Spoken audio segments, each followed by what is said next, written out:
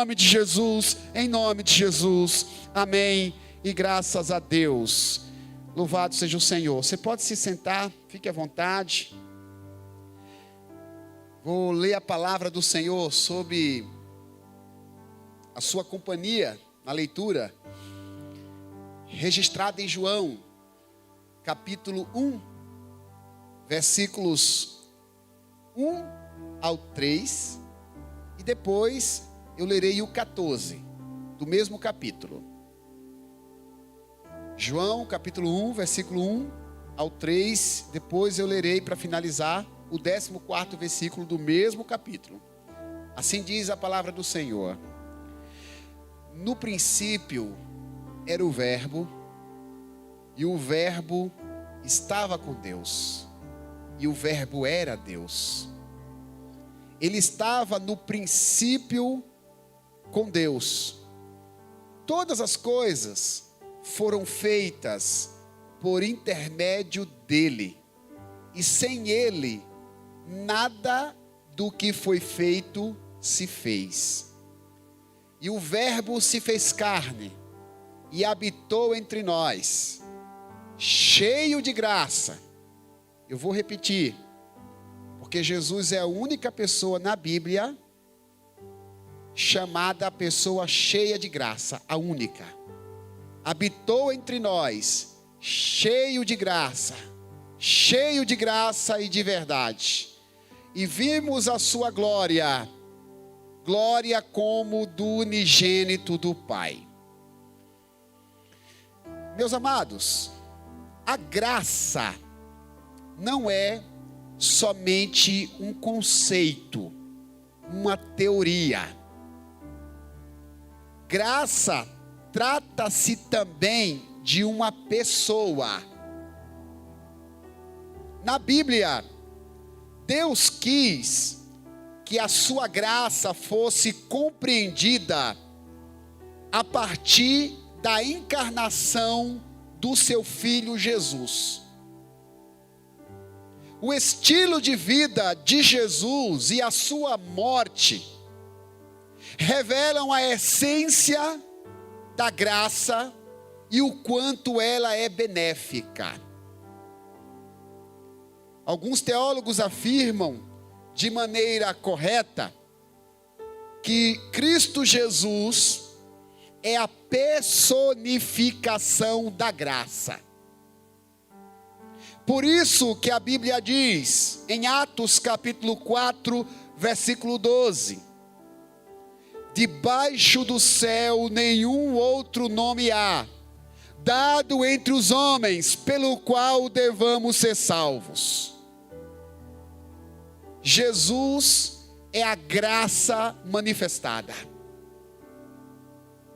A graça é Jesus explicado. A graça é a teoria. Jesus é a prática.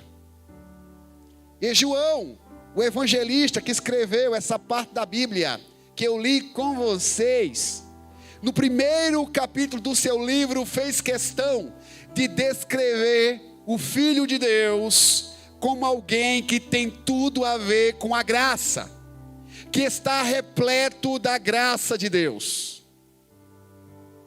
E eu convido você, meu irmão e minha irmã, a pensar um pouco sobre aquilo que esse evangelista escreveu.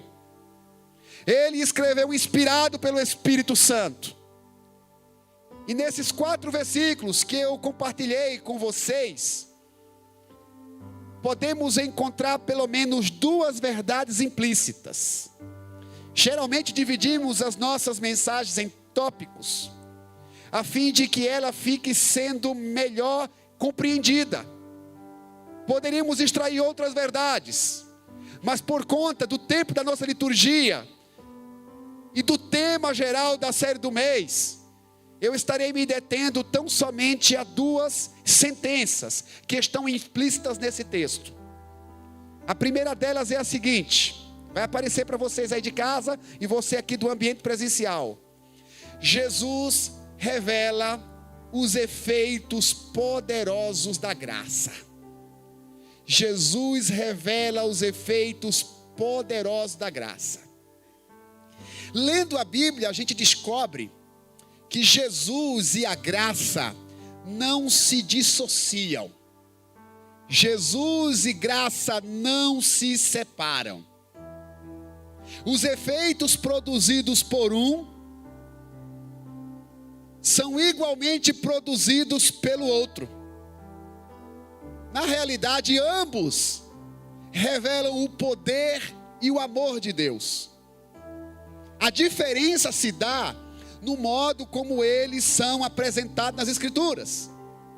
Como eu disse agora há pouco, Jesus é apresentado como uma pessoa. Jesus é a graça de carne e osso, enquanto a graça é uma doutrina. Jesus é a pessoa e a graça é o conceito, é a doutrina, é o ensino.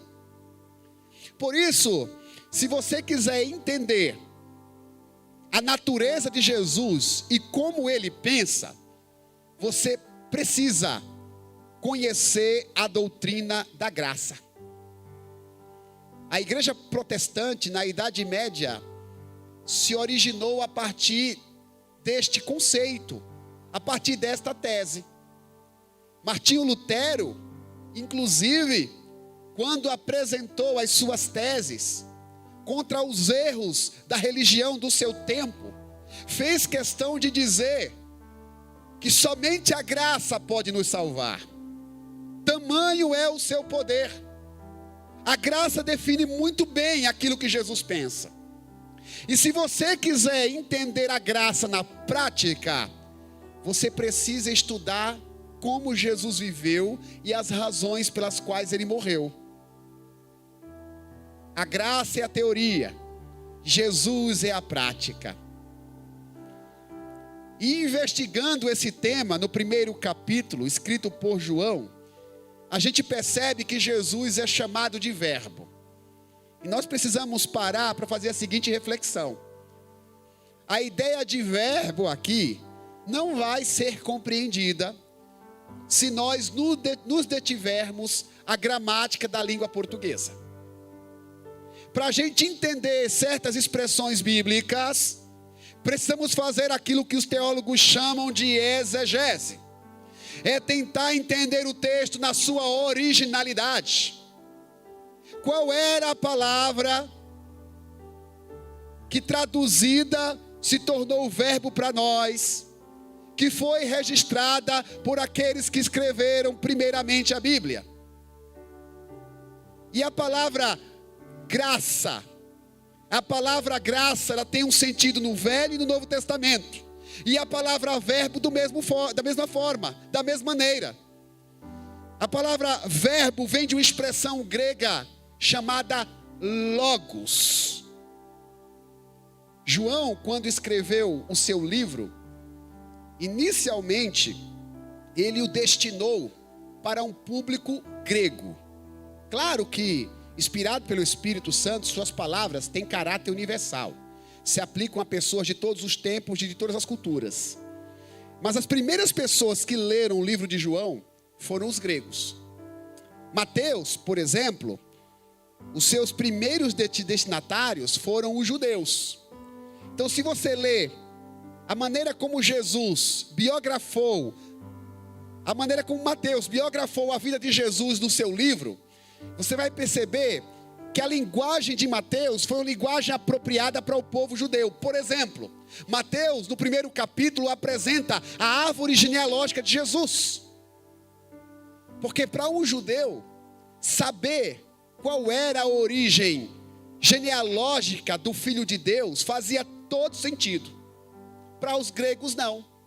Por isso que João não tem a árvore genealógica. Mas João, quando escreve, ele escreve com um tom filosófico. Afinal de contas, a Grécia era o berço da filosofia. Na Grécia, tinha-se os principais filósofos do mundo, que até hoje são estudados por nós. Nas faculdades, no ensino médio. É da Grécia que surgiu Platão, Sócrates, Aristóteles. e outros parceiros destes homens que pensaram sobre a vida. Então, quando João escreve de uma maneira filosófica, ele está sendo acessível àqueles que primeiro lhe escutaram. E ele usa uma expressão que era muito comum entre os gregos, a expressão logos, que na nossa Bíblia está traduzida como verbo. As Bíblias mais contextualizadas apresentam o termo palavra, mas o original é logos. E logos, nos tempos de João, significava sabedoria suprema e divina. Os filósofos que pensavam muito sobre a vida afirmavam que nenhum mortal seria capaz de obter e acessar o logos, porque era uma sabedoria inatingível. Tinha um espaço, inclusive, na capital da Grécia, Atenas, está lá em Atos 17, chamado de Areópago. Era um espaço cultural, reservado para a manifestação dos filósofos daquele tempo. Era um lugar de debate. Tinha homens inteligentes que subiam naquele palco, no Areópago. Tinha muita coisa boa para se ouvir. Mas todos concordavam, nenhum deles alcançou o Logos, porque o Logos é inatingível. João usa esse contexto cultural para chamar Jesus de Logos. Jesus é chamado de Logos por João. João diz: no princípio era o Logos, e o Logos estava com Deus, e o Logos era Deus, e todas as coisas foram feitas por intermédio do Logos, e sem o Logos nada do que foi feito se fez. Todas as coisas dependem do Logos. João começa a descrever essa sabedoria suprema não como algo abstrato, mas sim como uma pessoa que criou todas as coisas, sendo inclusive o próprio Deus. João está dizendo o seguinte para aquela época e para mim e para você: a sabedoria suprema é uma pessoa que sempre existiu, que criou todas as coisas e as mantém com sua poderosa palavra. João estava falando que o Logos, que o verbo, chama-se Jesus de Nazaré. Isso é muito importante para a nossa mensagem dessa série, porque João está dizendo que Cristo é sobremodo poderoso, e esse poder de Cristo, consequentemente, nos revela o quanto a graça é poderosa. Se os efeitos produzidos por Cristo também são produzidos pela graça, por dedução podemos afirmar que o mesmo poder que criou todas as coisas está sobre a graça de Deus. Quando falamos sobre a graça, estamos falando sobre um poder que vem do alto. A graça de Deus é tão poderosa que ela é capaz de perdoar pecados. Foi exatamente o que Jesus fez. Em Marcos capítulo 2, quando colocaram um paralítico diante de Jesus, quebraram o teto porque a casa estava lotada, Jesus, antes de curar o paralítico, falou: filhinho, os teus pecados estão perdoados. Houve uma grande crítica. As pessoas diziam: quem pode perdoar pecado é somente Deus. Quem é este homem que julga ter autoridade para cancelar os pecados das pessoas? Jesus, sabiamente, sendo Logos, o verbo, aquele que tem toda a sabedoria suprema e divina, disse: o que é mais fácil? Dizer a este homem que seus pecados são perdoados, ou mandá-lo levantar, sendo ele paralítico? Para que vocês saibam que o Filho do Homem, Jesus se referindo a si mesmo, tem na terra autoridade para perdoar pecados. Eu digo a este homem: levante-se e ande. E o homem se levantou, Porque Jesus tem autoridade para perdoar pecados. Jesus esteve na terra perdoando os pecados de muitas pessoas. Este é um dos aspectos da graça, o aspecto perdoador. A graça também é libertadora. Jesus Cristo, quando esteve na terra, Ele libertou muitas pessoas encarceradas pelo poder do maligno. Gente possessa se aproximava diante de Jesus, e seus espíritos eram expelidos. A graça é libertadora, é capaz de libertar uma pessoa de uma opressão maligna. A graça é transformadora. Foi exatamente isso que Jesus fez com Maria Madalena.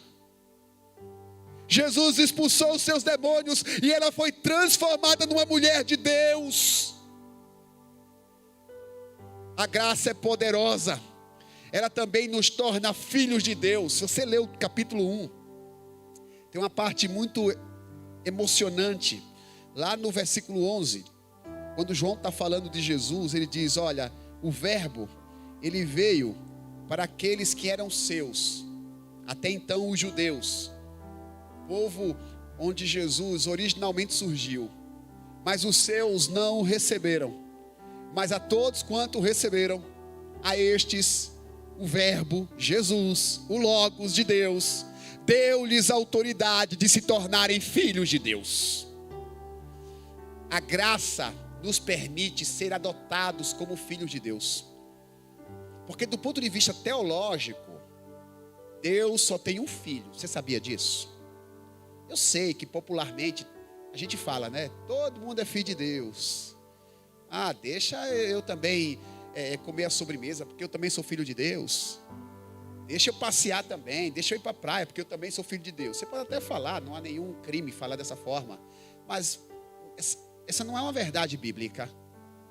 Na Bíblia, Deus só tem um filho. O filho original dele, Jesus. Existe a possibilidade de sermos adotados. Romanos 8 diz que Deus está disposto a nos adotar. E é exatamente este o efeito que a graça surte em nós. Podemos ser adotados. Deus pode nos tornar filhos, se nós assim nós crermos em Jesus, aquele que é a personificação da graça. Jesus veio para revelar o quanto a graça é poderosa. A graça perdoa, a graça nos afilia a Deus, a graça nos cura, a graça nos liberta, a graça nos salva. Que coisa maravilhosa, irmãos. A graça não é apenas uma palavra religiosa para tornar o culto mais bonito. Ela tem a capacidade de nos levar para o céu. Já pensou nisso? Que Jesus Cristo, por meio da graça, Ele pode nos dar vida eterna. Isso é sério. Eu sei que não está na moda falar em vida eterna, né? A moda está a gente falar numa vida de qualidade aqui neste mundo. A tendência da melhora econômica é essa. Isso é histórico. Toda vez que um país, acredite, se puder, ele passa por algum tipo de desenvolvimento econômico, a tendência é que as pessoas elas se preocupem menos com essa história de vida eterna. Ah, pastor, o Brasil ainda é um país com muitas dificuldades, mas acredite, já houve momentos piores. Existem países numa situação mais caótica, mais crítica. Geralmente os países mais estabelecidos economicamente, as pessoas se preocupam somente com as coisas dessa terra. É como se tudo finalizasse aqui. Mas a graça se manifestou salvadora para nos mostrar que existe algo por vir. Existe uma vida muito mais longa do que a vida terrena. E Jesus, pela graça, é capaz de nos escrever no livro da vida, o livro dos céus. É o que diz a palavra dele.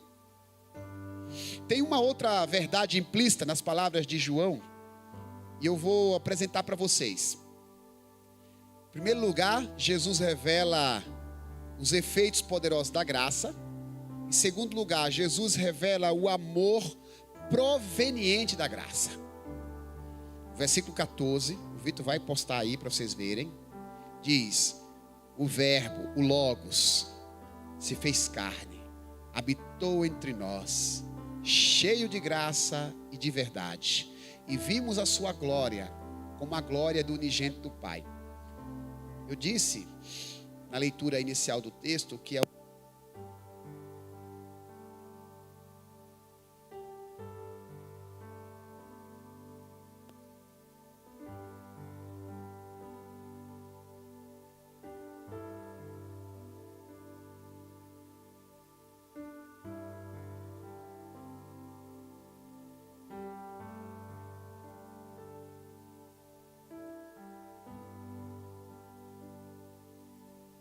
som.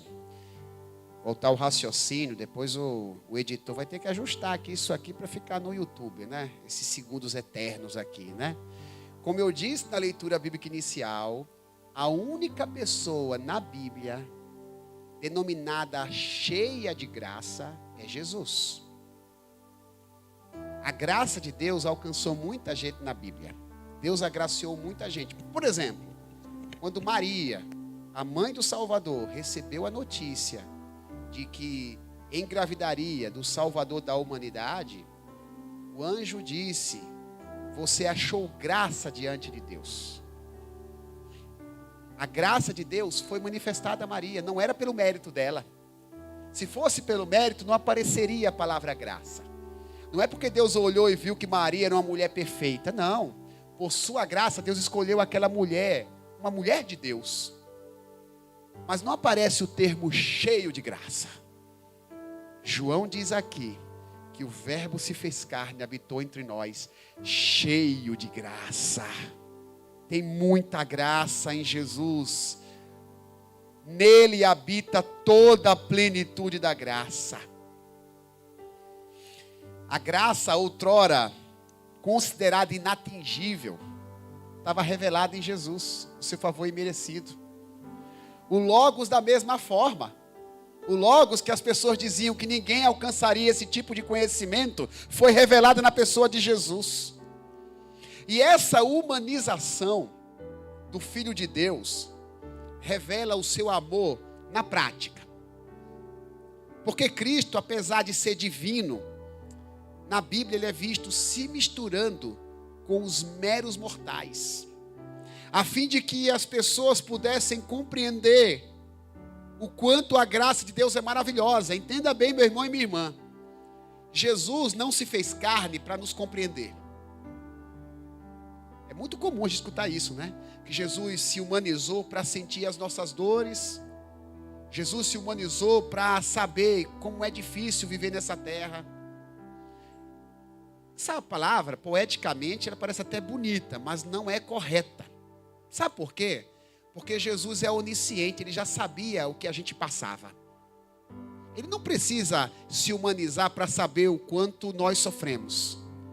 Jesus se humanizou não para compreender a gente, mas para que a gente pudesse compreendê-lo. Para não ficar apenas na teoria o amor de Deus. Por isso ele se revelou. E o modo como ele viveu, revelou essa graça maravilhosa.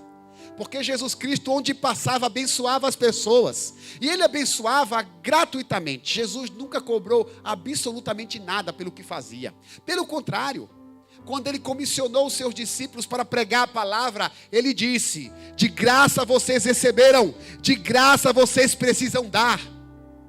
Jesus jamais autorizou alguém precificar a bênção de Deus, jamais. Foi dessa forma que Jesus agiu.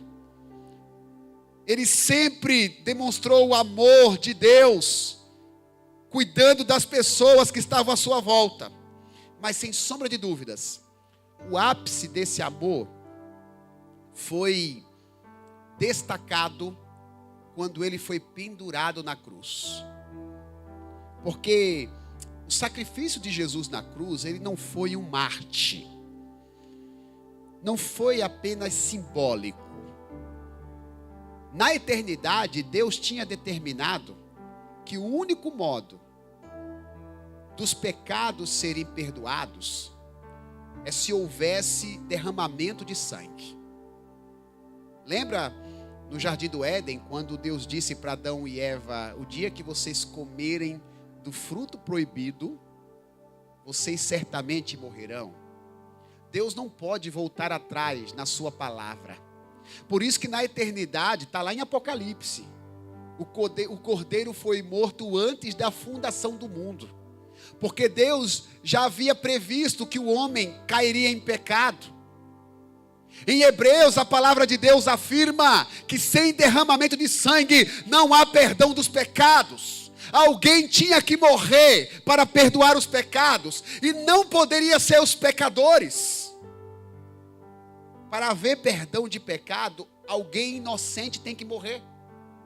Nenhum de nós foi habilitado para poder morrer pelos pecadores, nem pelos nossos pecados. Romanos 3, versículo 10 diz que Deus olhou para a terra e não viu um justo sequer. No mesmo capítulo, versículo 23 diz: porque todos pecaram e foram separados da presença de Deus. O único modo é se o próprio Deus fosse encarnado e subisse até a cruz. Foi exatamente o que Jesus fez. Por isso que Jesus veio e não pôde pecar, porque se ele pecasse, não teria autoridade para morrer pelos pecadores. A Bíblia diz que ele foi tentado em tudo, mas jamais pecou. Daí ele subiu no madeiro, ele derramou o seu sangue inocente. Quando Jesus estava morrendo, não era uma representação de um revolucionário que morria por uma causa política, não. Jesus estava cumprindo uma exigência de Deus para perdoar pecados. Por isso que uma das últimas palavras de Jesus, ou últimas frases, foram a seguinte: está consumado. Essa frase, talvez para hoje, para os nossos dias, não faça muito sentido, mas naquela época fazia, porque essa frase, ela era estampada nas celas dos presos que tinham cumprido as suas penas. Se um detento tinha que cumprir 2 anos de prisão, e depois de cumprir esse tempo, o carcereiro colocava uma plaquinha naquela cela: está consumado, que significa está pago, ele não deve mais nada. Sabe o que Jesus estava dizendo lá na cruz? Quando disse está consumado, Jesus está dizendo: vocês não devem absolutamente mais nada, porque eu paguei a dívida. Colossenses diz que Jesus riscou a cédula que era contra nós. Naquela época, as pessoas, elas não tinham seu nome colocados no Serasa quando deviam. Elas recebiam uma cédula de dívida. Era um compromisso oficial do governo que elas precisavam cumprir aquilo que foi acordado. Jesus, ele pagou a conta. A Bíblia diz que ele rasgou a cédula.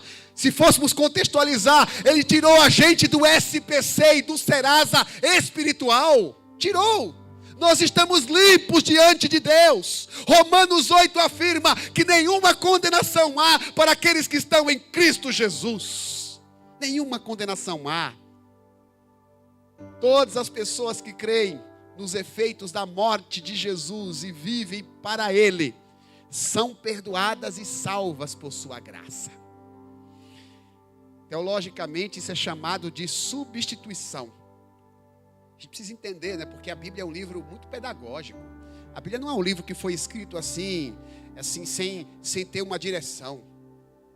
Não é fácil. Para quem já escreveu um livro, uma apostila, um TCC, uma das grandes dificuldades de quem escreve é ser pedagógico naquilo que escreve.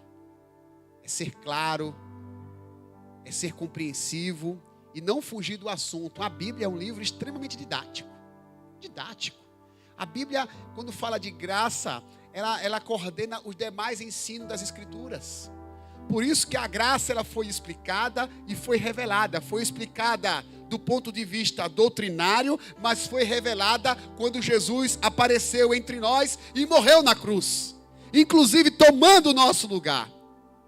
É por essa razão, irmãos, que é inadmissível alguém que conhece Jesus se apegar ao coitadismo, se considerar preterido ou desafortunado. É inadmissível. Porque se o amor de Jesus não te faz se sentir completamente amado, nenhum outro amor fará. Nenhum outro amor. Uma pessoa que não conhece Jesus, até é normal que essa pessoa ela não se sinta acolhida. Mas quando se compreende o amor de Jesus manifestado por sua graça, a gente precisa se sentir feliz. É como disse Max Lucado, um teólogo importante do nosso tempo: nada do que você fez, faz ou fará mudará o amor de Deus por você, porque Deus já te ama o suficiente. Se a gente se torna a pior pessoa do mundo, Deus nos ama do mesmo jeito. Se a gente se torna a melhor pessoa do mundo, Deus nos ama da mesma forma. Esse é o amor de Deus. Tem uma canção que a gente cantou semana passada, na inauguração desta série, que diz assim: maravilhosa graça, seu infinito amor, tomou o meu lugar, a minha cruz levou. Essa parte da poesia musical retrata com precisão o que a Bíblia diz sobre graça e Jesus. Afinal de contas, eles se misturam. Ambos reproduzem o que Deus sente por nós. Ambos se revelam a nós, mesmo sem nós merecermos. É por isso que a gente precisa se sentir abraçado pelos céus, porque Deus nos ama, mesmo sendo nós quem somos, mesmo sendo pecadores. Ele revelou o seu Filho, Jesus, para abençoar as nossas vidas e para morrer em nosso lugar. Eu quero convidar vocês a ficarem em pé, por gentileza. Quero orar. E sempre, irmãos, eu proponho um desafio na oração pós-mensagem. A mensagem, ela não é produzida para atrair afagos de quem escuta. A mensagem não é produzida para causar admiração nos ouvintes. Talvez num discurso comum, secular, faça sentido as pessoas serem cativadas para aplaudir o orador. Mas quando o assunto é palavra de Deus, a situação é diferente. Porque a palavra de Deus, o seu propósito é transformar pessoas. Se você escuta a palavra, a compreende, mas não faz uma reflexão para que haja uma mudança em você, a palavra de Deus não está cumprindo o seu papel. Você não está deixando que a palavra de Deus surta o efeito necessário. Salmo 1, versículo 2 diz que o homem é feliz quando medita na palavra de Deus. Meditar vai além da leitura. A meditação envolve introspecção. O que essa palavra me ensina? O que essa palavra está me provocando? Pedro, numa das suas cartas, diz que nós temos que crescer na graça. Paulo, quando escreve a Timóteo, diz: fortifiquem na graça. Crescimento e fortificação sugerem aperfeiçoamento de caráter. Quando falamos que a bênção de Deus não leva em conta os nossos méritos, nós não estamos sugerindo que você cruze os seus braços e não avance em direção a Deus. Pelo contrário, quais são os pecados que você ainda comete, que precisam ser corrigidos? A graça te alcançou, mas ela é poderosa para te libertar. E a oração pós-mensagem tem que fazer a gente pensar nisso. O que essa mensagem pode me fazer crescer? De repente, a maneira como eu reajo diante das ofensas. Talvez eu seja uma pessoa muito agressiva, e quando sou ofendido, rapidamente eu reajo no mesmo tom. A graça de Deus que perdoou esse pecado que você comete, ela te estimula a mudar. Talvez o teu problema seja com os negócios. Eu não sei, eu estou falando de maneira aleatória. Talvez você que me escute em casa esteja pensando que os teus negócios não são puros. Talvez. Existem coisas erradas que são feitas na maneira de você ganhar dinheiro. Quem sabe este não é o momento de deixar a graça transformar você? Talvez você não seja fiel à sua esposa, ao seu esposo. Talvez você não seja obediente aos pais, ou seja injusto com seus filhos.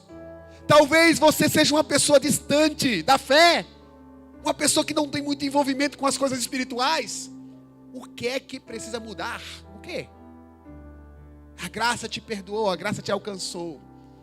Precisamos nos constranger e deixar que a graça nos transforme. Deixar que a graça regenere a nossa vida.